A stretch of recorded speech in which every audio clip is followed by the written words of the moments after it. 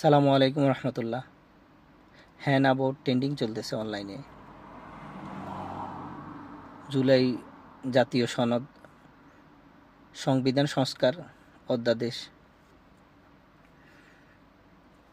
সংবিধানের 1 থেকে 15 অনুচ্ছেদ অনুযায়ী এই আদেশ জারি করবে, ইনশাল্লাহ বাস্তবায়ন হবে। এই প্রেক্ষিতে অনেক ভাই সহযোদ্ধা যারা জুলাইতে অ্যাটেন্ড ছিলেন, অনেকেই দেখি এখন তার স্ববিরোধী, যার কোনো